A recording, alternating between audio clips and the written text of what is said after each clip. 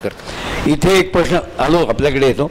इथे एक प्रश्न आलाय, हे बहुतेक जरी ठाण्यातले असले तरी मूळ पुणेकर असावेत प्रश्नावरून वाटतंय. कारण त्यांचा प्रश्न असा आहे की डायबिटीसचा खूप प्रादुर्भाव वाढल्यामुळे चितळ्यांच्या गोड पदार्थांच्या विक्रीवर काही परिणाम झालाय का? सुभाष जोशी.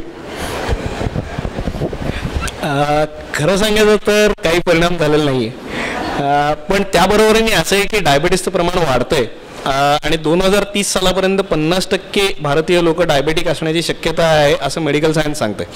तर त्या दृष्टीने आमचे ऑलरेडी 5 प्रोडक्ट्स आहेत जे खूप जास्त प्रमाणात मूव्ह होतात, ते शुगर फ्री पद्धतीने आम्ही बनवतो.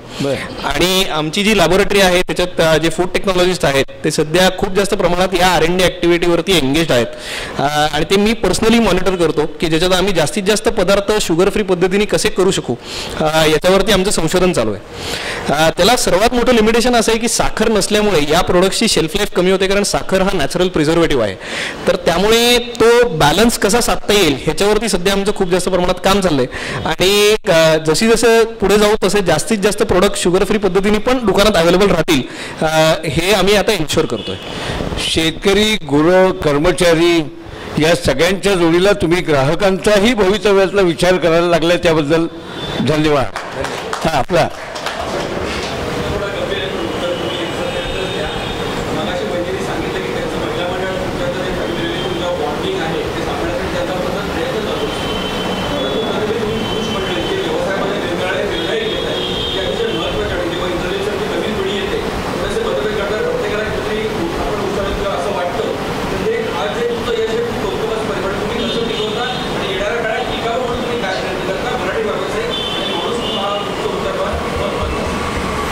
मला वाटतं की या प्रश्नाचं उत्तर मी असं देईन की आमच्याकडं 3 हॅट सिस्टम आहे. म्हणजे एक ग्रीन हॅट, एक येलो हॅट आणि रेड हॅट. तुम्ही कुठलाही आम्ही एक प्रोजेक्ट करतो, नवीन काही गोष्टी करायच्या असतील तर जो प्रोजेक्ट प्रपोज करतो तो कायम ग्रीन हॅटमध्ये असतो. त्याला वाटत असतं की हा प्रोजेक्ट खूप चांगला आहे आणि हा व्हायलाच हवा. काही लोक आहेत म्हणजे आमचे जे काही भागीदार आहेत त्यांना त्यांचं मत असतं की हा केला तर ठीक आहे, नाही केला तर काही चालणार आहे. आणि काही लोक असे असतात की नाही हे जमणारच नाही, चालणारच नाही. नवीन पिढीला नवीन नवीन काहीतरी करावंसं वाटत असतं, नवीन पदार्थ आणावेसे वाटत असतात, नवीन काही टेक्नॉलॉजी आणाव्या वाटत असतात.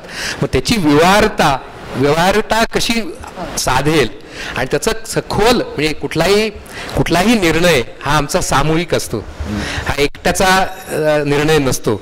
आणि एकदा जर तो निर्णय घेतला सामूहिकपणे तो सगळे जण तो पार पाडतात. ही आमची खासियत आहे आणि मला वाटतं हे फार महत्त्वाचं आहे. यावर यांना काही म्हणायचं नक्कीच आहे. मला असं सांगायचं आहे की जुनी पिढी कायम नवी पिढीमध्ये फार खर्च करतात. तसं आहे आधुनिक विचारशैली चितळ्यांनी पूर्वीचं सोडलं नाही पण आधुनिक विचारशैलीसुद्धा खूप आत्मसात केली आहे. त्याप्रमाणे ह्या नव्या पिढीचे काय विचार आहेत, त्यांना काय बदल घडवायचे हे माझे सासरेसुद्धा संवाद साधतात आणि त्याच्यावर सगळेजण मिळून त्यावर सगळेजण मिळून विचार करतात की हे कितपत बरोबर. बरं बाबा तुला हे वाटतंय ना, तू प्रूव्ह कर, सिद्ध कर, आम्हाला त्याचे मुद्दे सांग. म्हणजे तो लहान आहे म्हणून त्याचा मुद्दा कधी डावलला जात नाही पण त्याला हेही समजावलं जातं जर हे चुकीचं निघालं तर हे होणार नाही याचीही कल्पना त्या जोडीनेच दिली जाते. त्यामुळे त्यांनाही राग याचा प्रश्न असतो की ह्या माणसांनी पूर्ण ऐकून घेतलं. संवाद कुठे असतो? नेहमी जेव्हा आधीची आणि नंतरची पिढी यांच्यात संवाद असतो, जेव्हा तुम्ही एकमेकांचं ऐकता त्यावेळी हे प्रश्न येत नाहीत. आपण नवीन ह्या मुलांना धडपड करून काहीतरी नवीन टेक्नॉलॉजी आणायची असते, नवीन प्रॉडक्ट डेव्हलप करायचं असतं पण आधीच्या लोकांना वाटतं सर हे चालणार आहे का, हे कितपत सध्या आहे. तर असं असताना जेव्हा हा संवाद होतो तेव्हा प्रत्येकालाच कळतं आणि प्रत्येकालाच समजतं की अरे आपला व्हॉइस हा कुठेतरी आहे, आपलं सगळेजण ऐकतायत. त्यामुळे आपल्याला सगळी तयारी करून ती प्रपोजल पुढे मांडायचं. त्यामुळे उलट ह्यांची जबाबदारी जास्त असते की हे खूप तयारी करतात आणि खरंच ते बरेच म्हणजे 99% सक्सेसफुल होतं. कोणाचं तरी ठीक लास्ट 2. हां एक फिमेल प्रतिनिधी, एक मेल. हां बोला. हायड्रोफोनिक्सच्या बद्दल आम्ही खूप बऱ्यापैकी प्रयत्न केलेत. म्हणजे cost of production versus cost of त्याची प्रोडक्शन व्हॅल्यू हे आत्ता तितपत फिजिबल नाही आहे. पण LED लाईट टेक्नॉलॉजी आल्यामुळं थोडंसं ते फिजिबल होईल असं वाटतंय. पण आत्ता ह्या घडीला ते फिजिबल नाही आहे. पण त्याच्याऐवजी म्हणजे सॉईल लेस किंवा ड्रीप इरिगेशन. म्हणजे मला सांगायला आनंद वाटतो की माझ्या आईने द्राक्षामध्ये भारतामध्ये पहिल्यांदा ड्रिप इरिगेशन आम्ही आणले द्राक्षामध्ये, आणि एकरी 70 टन द्राक्ष माझी आई प्रोड्यूस करायची. बर वा वा. आणि मुंबईला म्हणजे गुलाबाची शेती करायची आणि हाऊस म्हणून, तर मुंबईच्या बाजारामधला गुलाब आम्ही बिलवडीत पिकवायचं. बर बर वा. तर आणि याच्यामध्ये एक मोठं म्हणजे याच्यामध्ये एक राहून गेलं की आम्ही एक फ्रूट फॅक्टरी म्हणजे फ्रूट प्रोसेसिंग प्लांट पण आहे. वर्षाला साधारण 14,000 टन आंबा आम्ही प्रोसेस करतो. साधारण 6,000 ते 7,000 टन हापूसचा आंबा आम्ही प्रोसेस करतो आणि जगभर एक्सपोर्ट करतो. म्हणजे जपानपासून अमेरिकेपर्यंत आमचा मँगो पल्प एक्सपोर्ट होतो. तर त्याचं बॅकवर्ड इंटिग्रेशनसाठी अंजली आंब्याची शेती करते. बर. आणि एक सायंटिफिक पद्धतीने आंबा लागवड कशी करावी, हाय डेन्सिटी प्लांटेशन कसं करावं की ज्याच्यामुळे प्रोडक्टिव्हिटी वाढेल. तर आमचं एक ब्रीद वाक्य आहे, give back from where you get it. तर तुम्हाला जे काही मिळतंय ते तुम्ही जर परत घातलं, ते परत झाडाला दिलं तर ते झाड आणखी जोमानं वाढेल. तसे आमचे फार्मर्स आहेत. आणि त्या फार्मरला ह्या सगळ्या टेक्नॉलॉजी नवीन टेक्नॉलॉजी आम्ही प्रोव्हाइड करतोय की जास्तीत जास्त प्रोडक्शन त्यांचं वाढावं. एवढ्या प्रचंड टनानी आंबा प्रोसेस करणाऱ्या शेतकऱ्यांच्या उद्योगात असाही महिलांचा सहभाग आहे, याबद्दल यांच्यासाठी एकदा टाळ्याचा उद्गार द्या. आणि एका महिला प्रतिनिधींचा शेवटचा प्रश्न बोला. बरं तुम्हालाही सांगतो. हां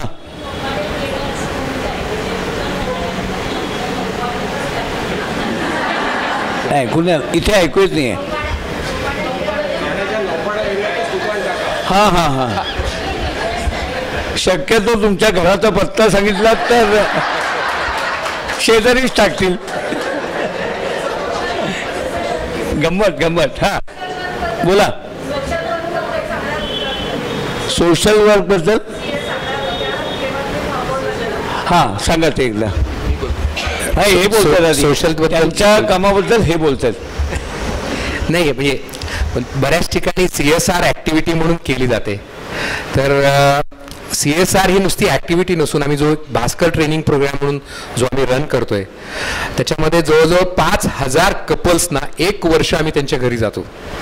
आणि त्या घरीमध्ये एक न्यूट्रिशन, ॲनिमल न्यूट्रिशन, त्यांचं स्वतःचं न्यूट्रिशन, म्हणजे सकाळी घरामध्ये ती जी बाई आहे ती बाई बॅलन्स न्यूट्रिशन टू घरच्यांना आणि बॅलन्स न्यूट्रिशन टू गाईला ह्याचंही ट्रेनिंग दिलं जातं. म्हणजे साधं सॅनिटरी नॅपकिनपासून आम्ही आमच्या पूर्ण भागामध्ये, म्हणजे आता जी मोदींचं ग्रामस्वच्छता अभियान चालू आहे, तर आमच्या पूर्ण कॅचमेंटमध्ये महिलांसाठी आम्ही शौचालयं गेल्या 15 वर्षापासून उभारलेत.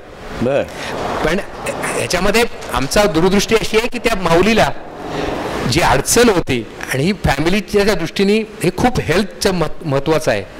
मला तुम्हाला सांगायला खूप आनंद वाटतोय की आम्ही एक डिवर्मिंग प्रोग्राम रन केला आणि 5,000 वायल्स, फायझर नावाची जी कंपनी आहे अमेरिकेमधली, त्या 5,000 वायल्स आम्ही म्हणजे आमच्या भागामध्ये पहिल्यांदा वापरल्या.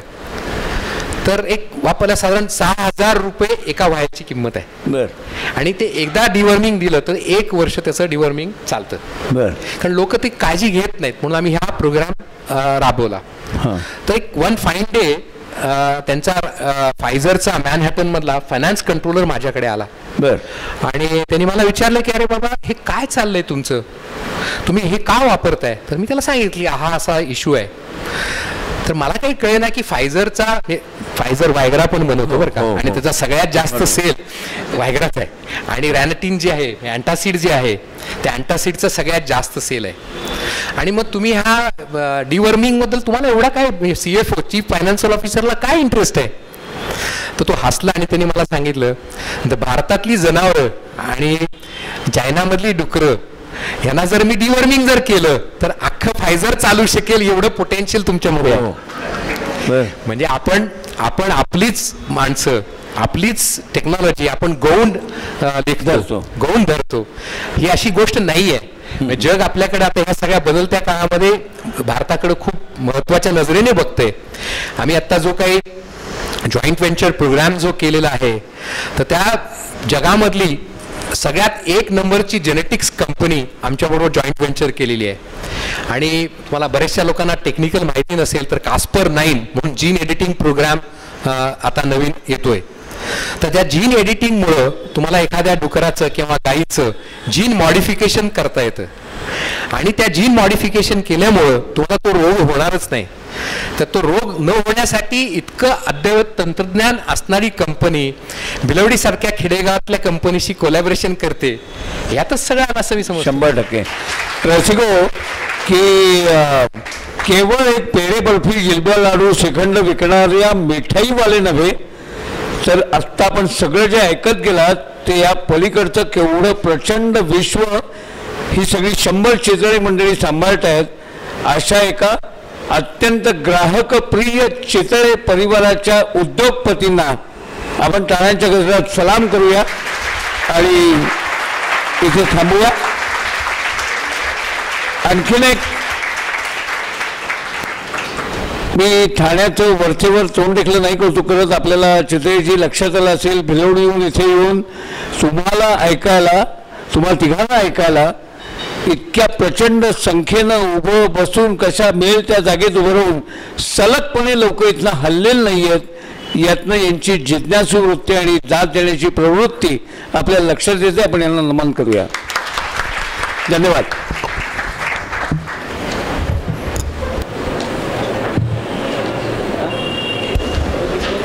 धन्यवाद. समस्त ठाणेकरांच्या विनंतीला मान देऊन पुणे आणि भिलवडी येऊन एवढा लांबचा प्रवास करून प्रत्यक्ष चितळे इथे अवतरले, त्याबद्दल त्यांचे इंद्रधनु आणि सर्व ठाणेकरांतर्फे मी आभार मानतो. आणि आपल्या प्रसन्न आणि खुसखुशीत शैलीने त्यांचा अंतरंग जाणून आपल्यासमोर त्यांनी ते उलगडून दाखवलं, याबद्दल श्री सुधीर गाडगे यांचे पण मला वाटतं मी आपल्या सगळ्यांतर्फे आभार मानतो. सुधीरजी धन्यवाद. एका मराठी माणूस धरी उद्योगाची कास, त्याच्या यशाचा प्रवास जाणण्याची संधी खास, असं आवाहन करून आज आम्ही तुम्हाला इथे बोलावलं आणि प्रत्यक्ष चितळ्यांशी संवाद करण्याची संधी मिळाली आपल्याला.